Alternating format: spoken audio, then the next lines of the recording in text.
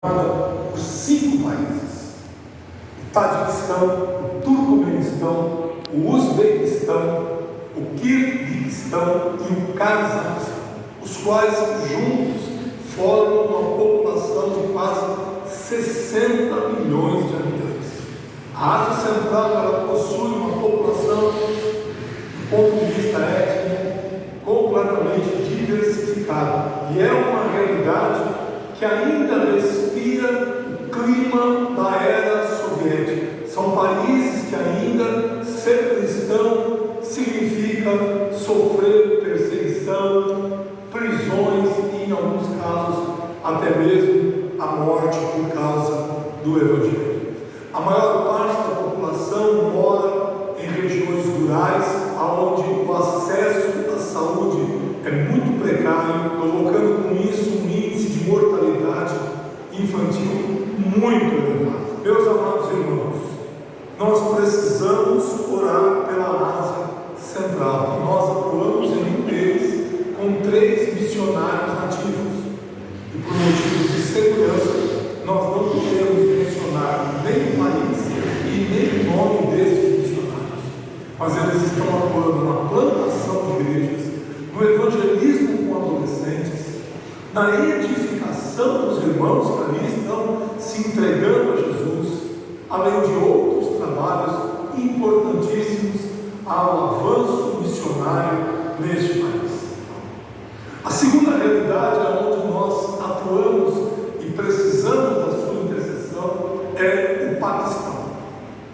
O Paquistão é um país com mais de 200 milhões de pessoas. É um dos países mais populosos do mundo e territorialmente também uma nação muito extensa, muito grande. É um país multilinguístico, com mais de 60 idiomas e dialetos que são falados aí. Muitos costumes, muitas práticas estão estritamente ligadas à religião islâmica que toma conta do país. Mas é um país que enfrenta problemas muito desafiadores, como a superpopulação, o terrorismo, a pobreza, o analfabetismo e a corrupção política. A nação paquistanesa tem uma idade média de vida dentre as mais jovens do mundo. Porém, 88% desta população é muçulmana. Apenas 11,5% são cristãos. Precisamos, irmãos, orar pelo Paquistão. Ali, a partir do ano de 2021, a Missão Desafio concretizou uma parceria com um pastor local através do Ministério do Evangelista Edson Teixeira, e desde então nós estamos desenvolvendo, juntamente com a Igreja Paquistão para Cristo, uma parceria no tocante à ação social, a estabelecimento da igreja, distribuição de alimentos e Bíblias. E em 2022 esses trabalhos cresceram e se expandiram com a abertura de uma escola local. Oremos pelo Paquistão, oremos pela igreja paquistanesa, pelos nossos missionários nativos, para que o Senhor Jesus possa tornar, através da ação do Espírito Santo, o Evangelho conhecido, tanto na Ásia Central como no Paquistão. Vamos orar, que Deus abençoe. Eu deixo aqui um abraço do nosso querido presidente da Missão Desafio, pastor Emerson Costa, do presidente do Conselho Nacional, nosso amado pastor Luiz Bergamin, e do fundador e conselheiro da Missão Desafio, pastor Joel Estrada. Deus os abençoe em nome de Jesus. Conforme eu falei na palavra inicial, eu estive lá no simpósio de missões de nossa igreja de São Paulo, uma daqui, juntamente com o pastor Moisés. E todo ano tem esse simpósio e sempre tem um tema, um olhar que eles colocam uma nação ou um continente para a gente focar, para ter informações desse país. E esse ano era um olhar para a Ásia, exatamente o mesmo tema do nosso anuário de missões. E a Ásia é composto de vários países e ela tem uma particularidade. Aqui nós somos cristãos, a gente pegar a América do Sul, praticamente são todos cristãos, e a Ásia são muitos países, um do lado do outro, e você viaja de um país para o outro, você, por exemplo, tem aqui um país predominantemente islamismo é 90%. Você atravessou a fronteira, você tem um outro país que é totalmente hindu, depois você vai no outro lado, é budista. Então é uma diversidade de religiões muito grande, e nós não somos maioria, os cristãos não somos maioria. Por isso que é um olhar para a Ásia para nós começarmos a trabalhar. E ele cita aí, no caso, o Paquistão. Eu já estive no Paquistão. O Paquistão ele tem um problema muito sério de escravidão de jovens, de crianças. Foi passado ali algumas fotos de crianças de até 5 anos carregando tijolos, trabalhando. Como os pais já começaram a trabalhar fazendo tijolos, eles ficam nesses ciclos, eles ficam presos ao dono. Crianças de 7 anos, de 12 anos trabalhando, fazendo tijolos para ganhar $4 por dia, não dá nem para comida, só para comida. Então é um país que tem terrorismo, é um país que tem pobreza. Então, num montante do simpósio, cada um foi passando os seus problemas. Eu lembro que eu fiz uma viagem para o Paquistão, que era do Paquistão até a China, e eu vi tudo isso aí. São montanhas, lugares bonitos, e eu lembro que eu passei num lugar e nós temos vários pontos militares. Você anda, vamos dizer, 200 quilômetros de um ponto militar, aí você tem que ter uma permissão para você passar. E quando eu estava com paquistaneses, foi um pouco mais fácil, estava com os permissos, né? Então, aí chegou um certo ponto, nós paramos, conversando, ele falou: olha, vai entrar mais alguém no carro com a gente.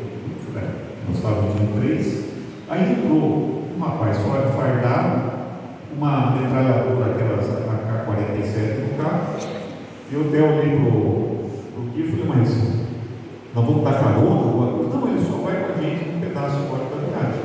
E eu achei que a gente estava dando uma carona. Só que esse pedaço da viagem não é um pedaço de 1 hora, esse pedaço é de 7 horas, de 8 horas. E ele passou o dia inteiro com a gente. Então a gente parava no almoçado. A gente tem medo, né? Senta no chão e ele está com aquela metralhadora. Tudo bem, né? E foi na viagem. Aí depois chegou no ponto e falou: não, aqui, um outro ponto militar, ele desceu e falou: não, eu fico aqui.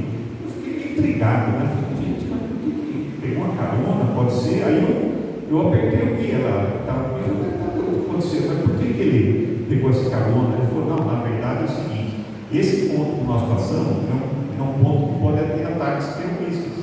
E como você é um estrangeiro, você é alvo. Então o governo do Paquistão, todo estrangeiro que passa nesse local, ele coloca alguém dentro do carro para você ter segurança. E eu não estava sabendo disso. Acho que foi até bom, né? Isso, não ia passar a viagem olhando para o lado, para cima, cai uma pedra, e eu fico, o coração já ia bater. Então são essas informações. E algumas coisas interessantes. Eu encontrei o Albert, que era um missionário da África. Nós estivemos lá 10 dias no alto, um cara sensacional, e eu sabia que ele tinha ido para o Camboja. Depois eu não tinha mais isso. Eu encontrei com ele e ele deu uma palestra lá. Você vê, na África, um lugar deserto, seca, sem água, e ele foi para a Ásia, para o Camboja, morar numa comunidade que as casas são na água. Não sei se alguém já viu uma televisão ou alguma coisa. Eles montam uma cidade em cima das águas, com madeiras, e vive. Ele falou: nossa, eu vim para cá, minha mulher tinha medo de andar de barco. Aí passou a foto da mulher dele andando de barco. Então você vê, Deus vai fazendo as coisas. E ele falou que eles montaram uma igreja, para começar, a igreja era em tambores. Então os tambores flutuavam na água, uma igreja pequena, e lá tinha uma coisa de tambor, mas geralmente são madeiras ficadas na água, né? E ali passa muito barco, quem já sabe o seguinte: o barco passa e ele levanta uma montanha de água. Então ele disse lá que ele estava pregando, daqui a pouco vinha água, o turno entrando, né? Então era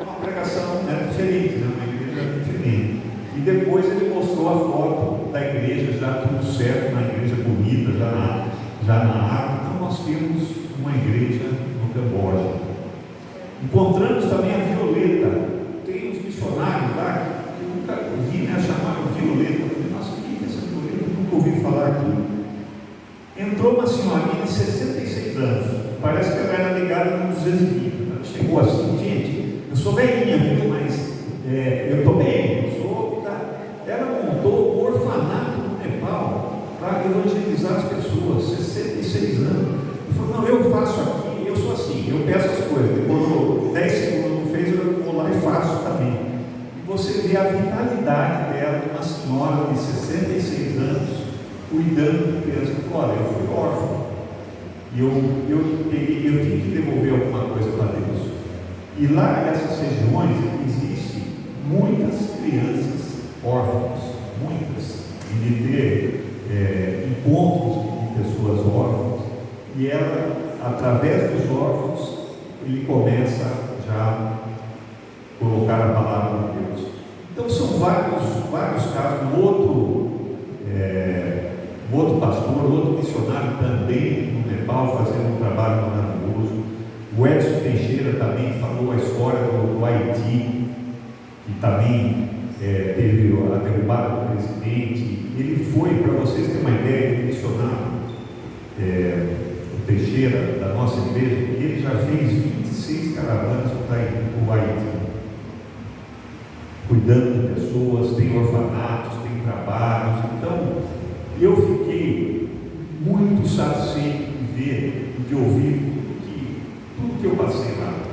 Porque o que acontece? A gente vê o crescimento da obra de missões da nossa igreja como uma coisa impressionante. A quantidade de missionários, a quantidade de igrejas, e tudo isso, conforme eu li a palavra, por quê? Porque Deus está cuidando.